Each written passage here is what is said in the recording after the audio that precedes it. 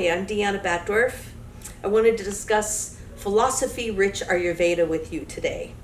One of my favorite things about Ayurveda is the amount of choices we have in looking at philosophies.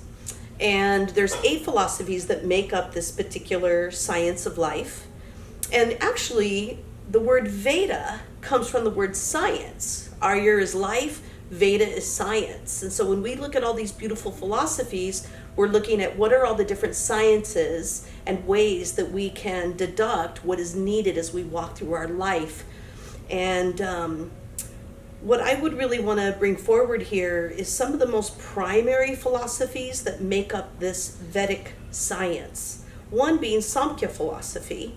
Samkhya philosophy is dualism. And the dualism is between our masculine and our feminine, and using the left and right part of our parasympathetic nervous system, and how we breathe and the choices we make and the way we use our dualism of masculine feminine energies is what we create in the world. So Samkhya philosophy is actually called the wheel of creation, or how all things are created. It's the primary philosophy of Ayurveda. But another one that is very important is called Nyaya philosophy. And it's really looking at the balance of cause and effect. Everything that has occurred, there's a reason for it. Everything started somewhere and you were affected from that. That could be an emotional onset. That could be a physical onset that made you have emotions. But it's always going to be looking at this beautiful combination of we have an emotional, a spiritual, and a physical body. And how did one part of you get affected? And you had a cause onset, which is often what we call a pattern. And then how did it affect other parts of our life, other parts of our physical, other parts of our spiritual, other parts of our emotional selves? Another really important one we look at is Vaisheshika. And when we look at Vaisheshika philosophy, we're really looking at the yogic self. We're looking at exercise and breathing and how are we meeting the world on a spiritual core belief level. Something also I think is worth mentioning is there's 2 other philosophies that make up Ayurveda, and that would be Hinduism and Buddhism. So we might know these as religions in the world, but they go to those particular religious philosophies to be able to give foundations to faith and core beliefs, and to really start saying, how do I feel? Someone might use this like, let's take a controversial topic where everyone has to make a decision, like eating meat.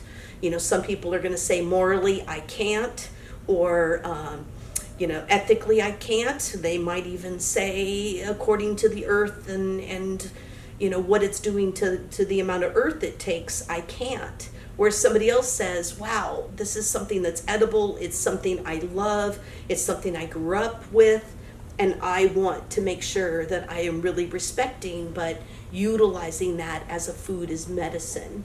So everything, we might be talking about vegetarianism versus meat in this idea, but we're really looking at large, like when do you need to eat zucchini?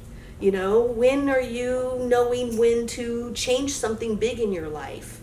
Or when do we know to stay and wait and focus until the timing is right? And so all of these philosophy-rich formats that Ayurveda has to offer are helping us to say, wow, I have choice every time I breathe, and I have choice as I walk through life, because I have all these different philosophies and different perspectives to be able to say, what do I need right now, and which one of these philosophies is going to help me to make these decisions. So I hope this has inspired you to consider my clinical program. It starts at the end of September each year.